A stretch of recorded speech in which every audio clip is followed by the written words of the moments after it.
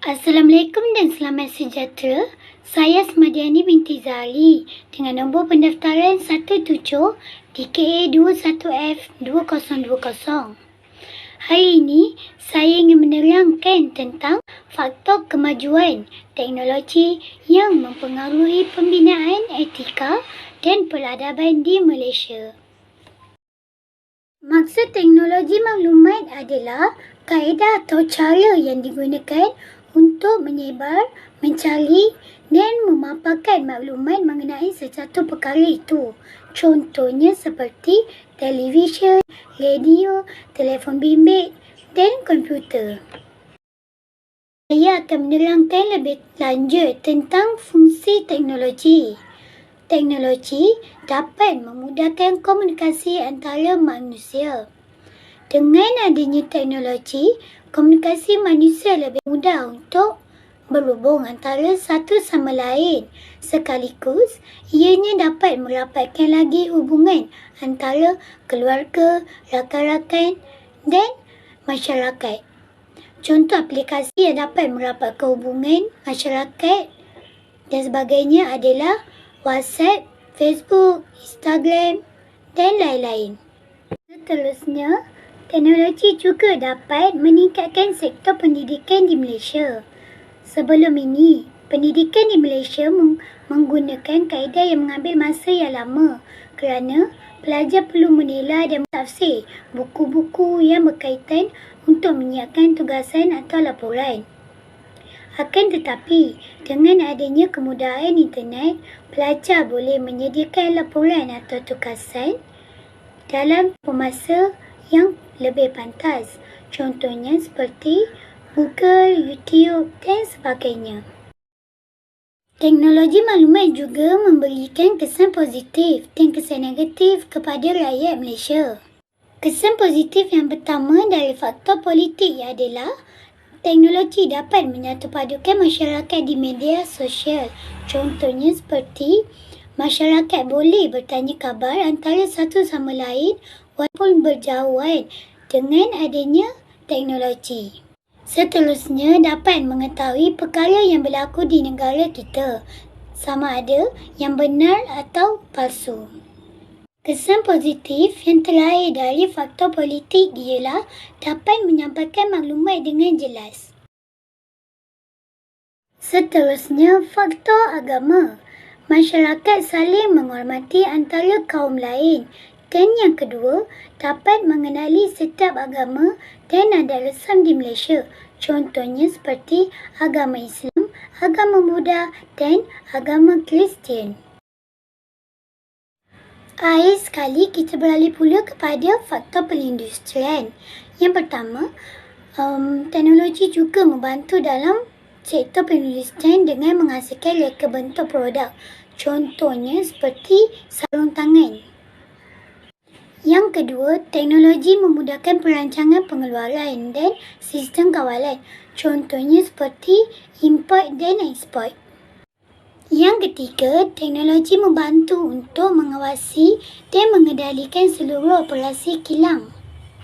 Akhir sekali, teknologi juga membantu pekerja mengendalikan mesin. Penutup. Kesimpulannya, dengan adanya teknologi pada zaman kini, ianya amat mudah untuk melakukan pelbagai perkara. Jadi, kita perlulah menggunakannya dengan berlemah dan sebaik mungkin. Assalamualaikum warahmatullahi wabarakatuh. Saya Najah Nur Izzati binti Muhammad Rosli, Metrik 17 DKA 21F2013. Hari ini saya akan membentangkan tentang faktor kemajuan teknologi mempengaruhi pembinaan etika dan peradaban di Malaysia. Pengenalan mengenai tajuk ini adalah kemajuan teknologi memang sangat penting dalam kehidupan manusia pada zaman sekarang. Hal ini kerana teknologi adalah salah satu penunjang kemajuan manusia. Dengan adanya teknologi, ini dapat membantu memperbaiki ekonomi, pembangunan pendidikan dan banyak lagi. Seterusnya adalah definisi teknologi. Teknologi adalah merupakan satu konsep yang luas dan mempunyai lebih daripada satu tarifan. Teknologi juga adalah pembangunan dan penggunaan alatan, mesin, bahan dan proses untuk menyelesaikan masalah manusia. Perkataan teknologi berasal daripada perkataan Greek teknologia yang bermaksud seni kemahiran rekaan. Seterusnya adalah kepentingan teknologi. Antaranya ialah dapat memudahkan kita berkomunikasi antara satu sama lain. Contohnya, kita dapat berkomunikasi dengan masyarakat yang ada di luar negara dengan adanya penggunaan WhatsApp, Instagram, Facebook dan sebagainya. Ini juga dapat mengeratkan hubungan silaturahim. Selain itu, dapat menjimatkan masa. Contohnya, dengan adanya pengangkutan seperti taksi, LRT, monorail dan sebagainya, ini dapat menjimatkan masa kita untuk sampai ke destinasi yang hendak ditujunya. Seterusnya, dengan adanya teknologi juga ia dapat mempercepatkan sesuatu kerja. Contohnya, masyarakat Indonesia dapat mencari maklumat ataupun sumber mereka hanya dengan daripada melalui internet seperti Google. Di samping itu, ia juga dapat memudahkan sesuatu kerja yang dilakukan. Contohnya, dengan adanya mesin masuk untuk masuk lain, ini dapat memudahkan dan dapat menjimatkan masa kerana tidak lagi perlu menggunakan tangan. Okey, seterusnya ini adalah contoh-contoh perkembangan teknologi. Okey, pertama, pada masa dahulu, masyarakat berkomunikasi dengan berkirimkan surat, tetapi pada masa kini masyarakat boleh berkomunikasi melalui media sosial seperti WhatsApp, Instagram, Facebook dan lain-lain. Selain itu, masyarakat juga tidak perlu menggunakan mesin type untuk menyiapkan tugasan kerja kerana pada masa kini masyarakat hanya menggunakan sebuah komputer riba ataupun telefon bimbit. Di samping itu, dari segi pencahayaan pula, masyarakat dahulu menggunakan lilin atau lampu minyak tanah. Tetapi pada masa kini, dengan adanya perkembangan teknologi, masyarakat mula beralih menggunakan lampu elektrik. Akhir sekali adalah penutup. Kesimpulannya, dengan adanya teknologi pada masa kini, ianya amat mudah untuk melakukan pelbagai perkara. Oleh itu, kita perlulah menggunakannya dengan berhemah. Assalamualaikum dan salam sejahtera.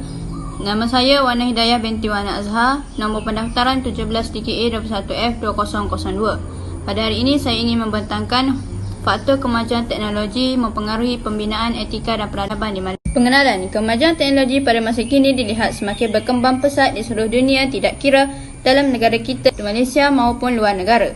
Kewujudan teknologi ini dijadikan sebagai medium yang telah direka bentuk dan dihasilkan oleh manusia bagi memudahkan, mempercepatkan dan mengurangkan penggunaan tenaga manusia. Definisi teknologi. Teknologi merupakan satu konsep yang luas dan mempunyai lebih daripada satu maksud.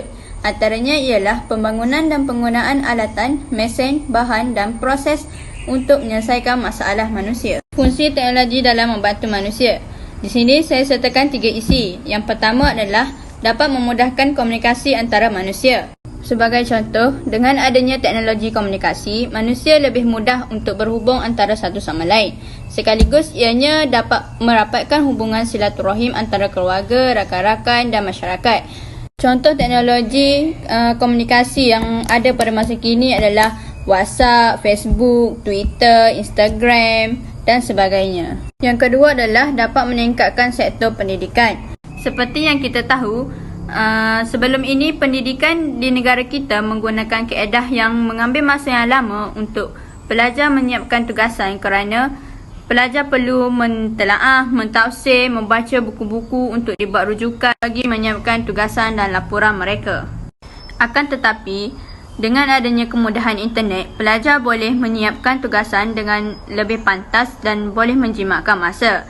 Contoh aplikasi yang memudahkan pelajar untuk mencari maklumat adalah Google, YouTube, blog-blog dan sebagainya. Okey, yang ketiga adalah menghasilkan sumber manusia yang mempunyai kualiti profesional dan mempunyai keupayaan yang dipercayai, khususnya dalam mengendalikan sistem teknologi dan organisasi.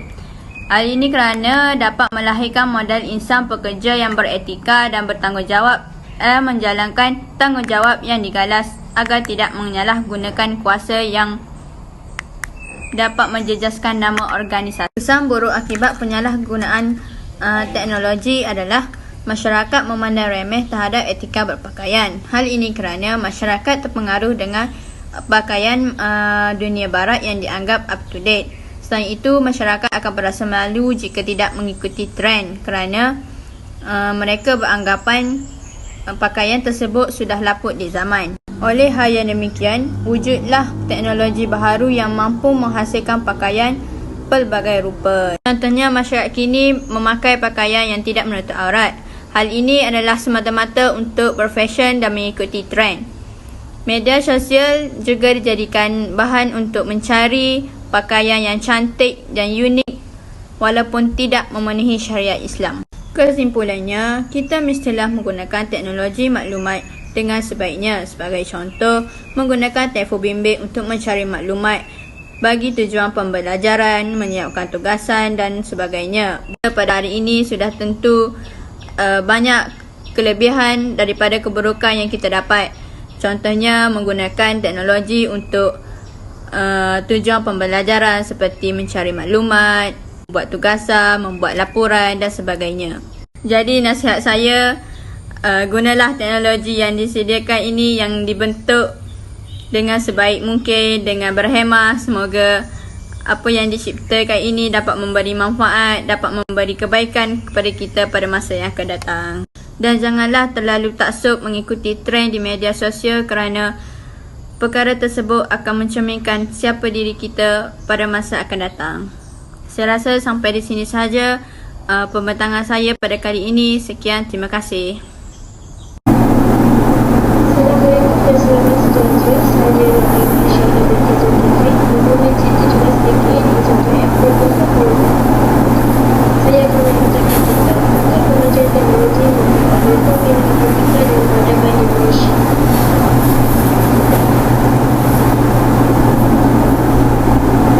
Pada era globalisasi ini, teknologi memang penting dalam kehidupan seharian dan ianya juga mampu mewujudkan ekonomi kita. Kemajuan teknologi memang sangat penting dalam kehidupan manusia zaman sekarang kerana teknologi adalah salah satu kemajuan manusia. Di banyak belahan masyarakat, teknologi telah membantu memperbaiki ekonomi, pembangunan pendidikan dan banyak hal. Disebabkan kemajuan teknologi, masyarakat Indonesia telah terdedah kepada budaya masyarakat luar. Dengan adanya teknologi seperti telefon pintar, komputer dan juga televisyen telah memberi peluang kepada orang ramai untuk mengetahui perkembangan semasa kemajuan yang berkualitas. Tidak ketinggalan, terdapat juga mereka yang menyebabkan kehidupan budaya luar dalam kehidupan kita. Teknologi menggunakan cara bekerja. Kemajuan teknologi komunikasi menggunakan organisasi pendukung yang digunakan pengurusan bekerja. Seterusnya dalam adanya peradaban, komunikasi antara organisasi yang bekerja boleh ditingkatkan. Faktor persekitaran juga, ibu bapa perlu memainkan peranan penting dalam membentuk sosial diri dan pendidikan kepada. Contohnya, ibu bapa boleh meluangkan masa dengan anak-anak. Ibu bapa harus meluangkan lebih banyak masa dengan anak. Ini dapat membantu anak.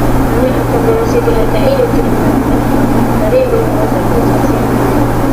Yang kedua, ibu bapa harus memberi pendidikan agama yang cukup kepada anak. Ini dapat membuat anak mereka akan mendapat membiasakan yang baik-baik dan baik. Yang ketiga pada ialah, ibu bapa juga perlu mengawasi pergerakan anak mereka. Kerana tidak dapat mengikut anak kita sendirinya, mereka melakukan perkara yang tidak